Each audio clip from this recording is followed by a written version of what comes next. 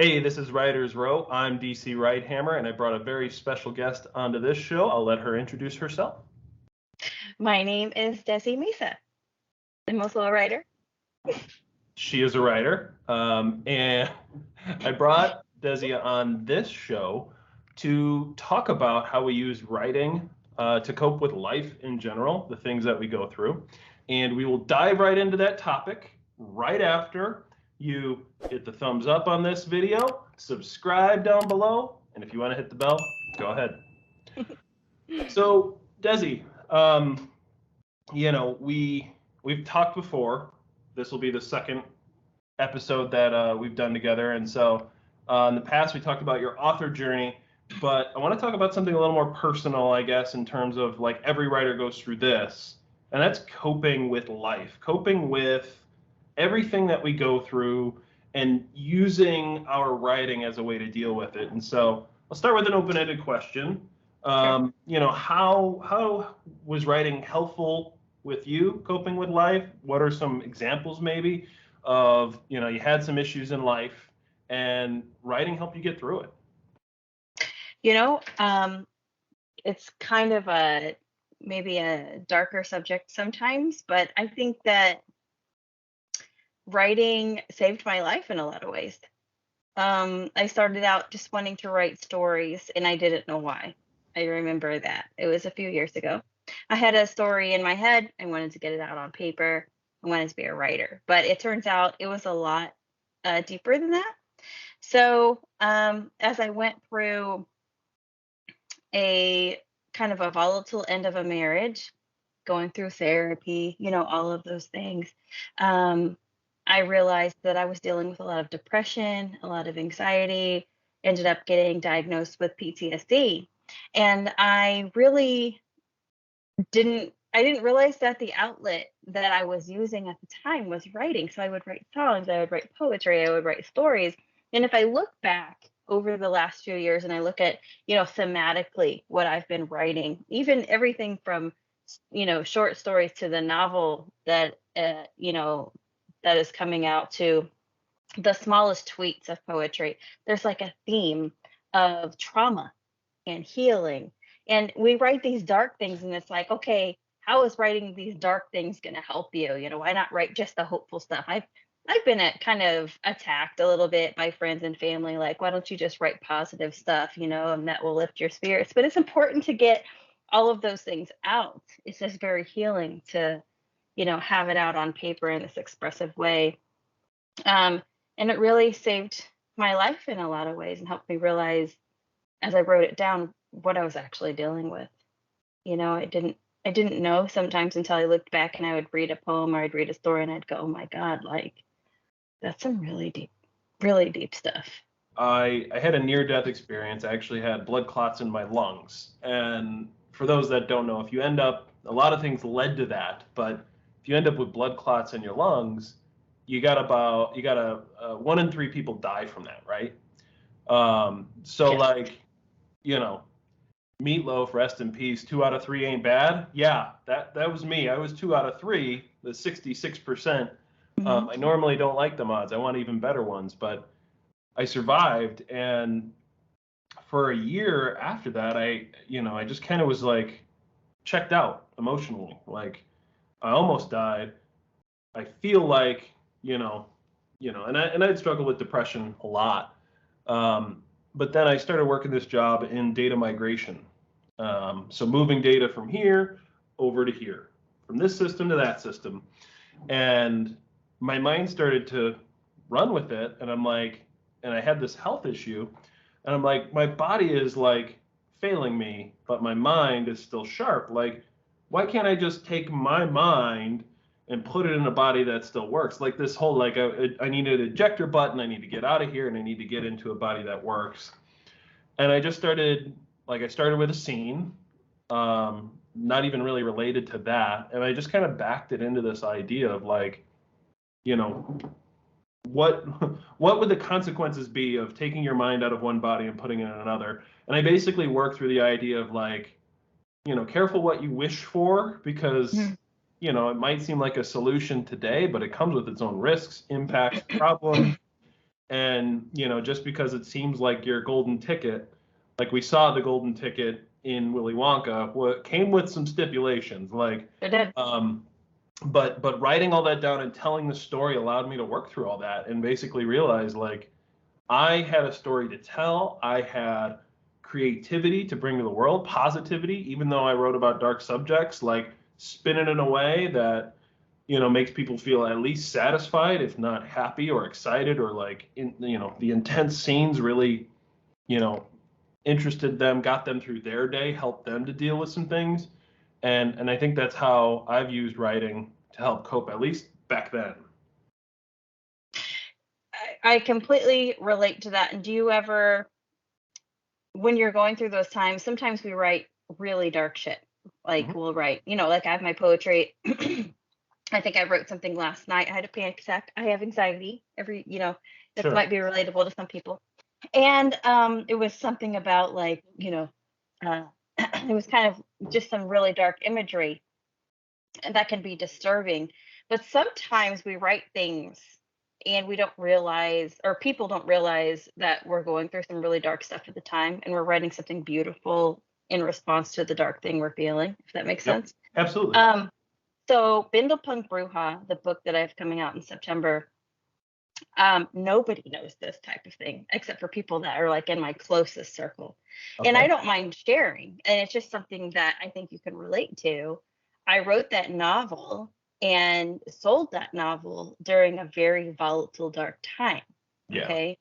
Now there's a lot of beautiful things in it, but for example, when I collected my first advance check from Harper, I Mhm. was in uh, a hospital, for suicidal ideation. I was in, Yeah.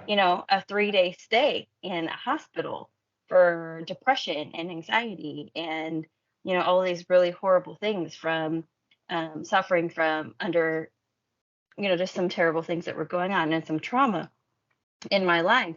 And it's like, when we read each other's stories, do we really know where it came from, like where it was poured out from?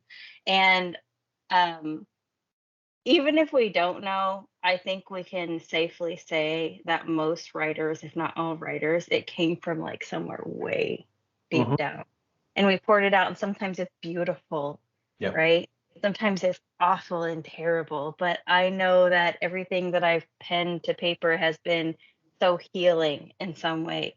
And I hope that that passes on, when somebody reads it, that they can feel it somewhere. And I don't know if anyone's going to read my book and think, or feel that, but it's there Yep. and it helped me. And maybe that's all that matters. Well, I'll do a quick shameless plug. So, Between Two Minds Awakening, my Yeah. first novel, chapter 15 is the reason why I don't know if it's going to come through on camera, but I've got a content warning. I was doing that before it was Yeah. cool. Content warning. Because in chapter Yeah. 15, halfway through the book, and it was very meaningful for me, one of the main characters, the whole chapter is drawn out of him committing suicide.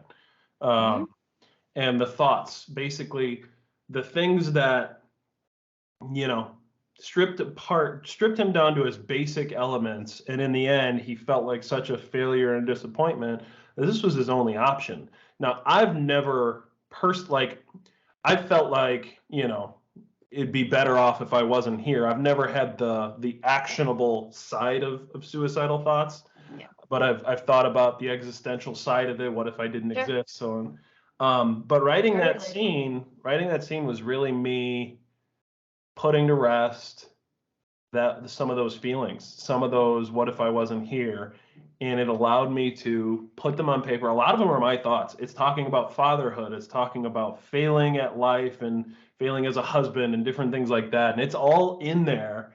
And the character I got to manifest a person, give them thoughts, feelings, and make them likable. And then I got to take them away to help me. But I hope when it comes across on the page and people are reading that they understand, yeah, this is the end for this character right now, but how does it impact the rest of the story? And spoiler alert, is it really the end for this character?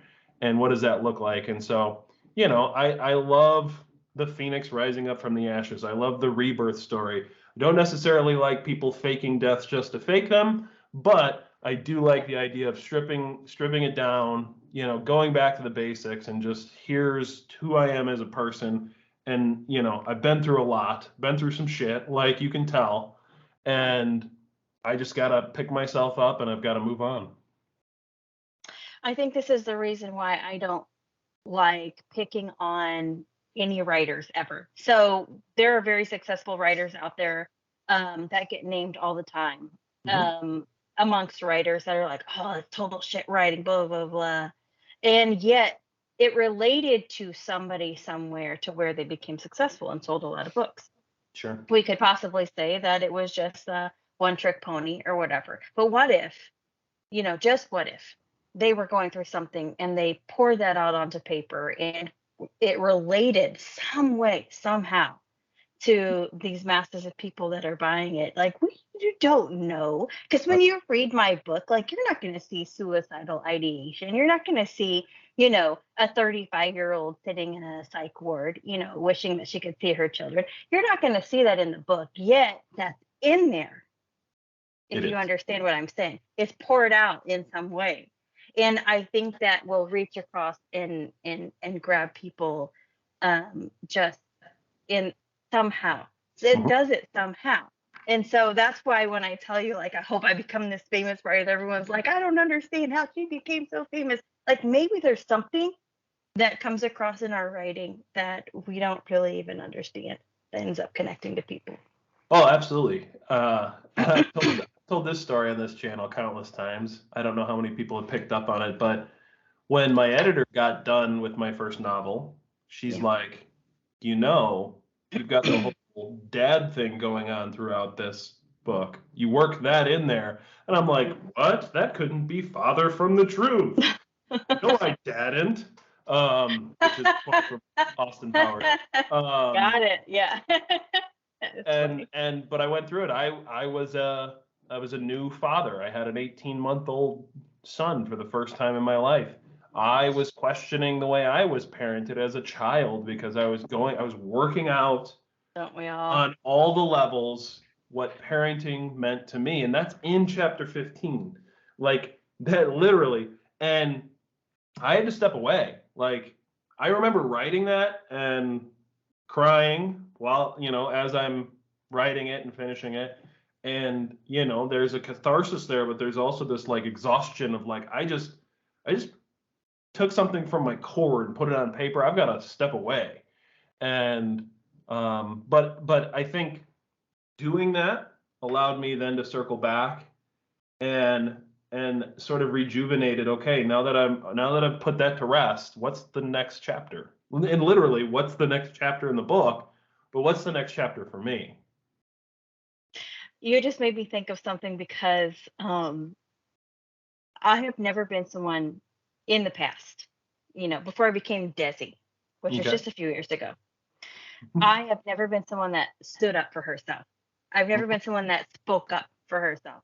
I would stand there while I was being made fun of by my own family, my own spouse, or whatever, in crowds, and I would just take it and I would take it and I would take it, And the only way that I could do that was through my stories and through Mhm. my poetry and through whatever I was writing down. And so when I hear people say, oh, that's cheesy, no one would ever say that, no one would ever do that, I'm sitting there thinking, but what if that writer is just pouring out something that they can't in their real life? And it might feel extreme because inside it's extreme if you Yep. don't know their situation. And so that's why, um, my mom was a singer. She wasn't a writer. She was a performer. We're of the kind of the same era. Do you remember Yeah. Star Search Yeah. Yeah. from the Absolutely. 90s? So Yeah. Star Search, anyone who's listening, was the original American Idol. Okay. Right. People would go on that show and they would perform and they would sing. My mom was a 6-time Star Search winner. She was Wow. a country singer. She got a contract with Warner Brothers and she was fabulous. She was absolutely fantastic. Um, um, God rest her soul, she got into some things and her life ended early. But she had made it that far. Now, one thing she had taught me was anytime someone is performing, you always applaud, you always clap, you always tell them they did a good job, even if you didn't like the performance. Hmm. And so now, me, I do sing and I perform and all that stuff, but as a writer, it really gets under my skin whenever anybody is like, I'm not talking about critiquing, but when we're just like tearing down somebody's work, because I just think of my mom and it's like, no, you wrote that and you took time to write it. And we don't know where you were at in your life when you poured your heart out to write it. And we Yep. don't know where you were coming from. And that could have been very healing. And it just might not be for me, but it could be for somebody else.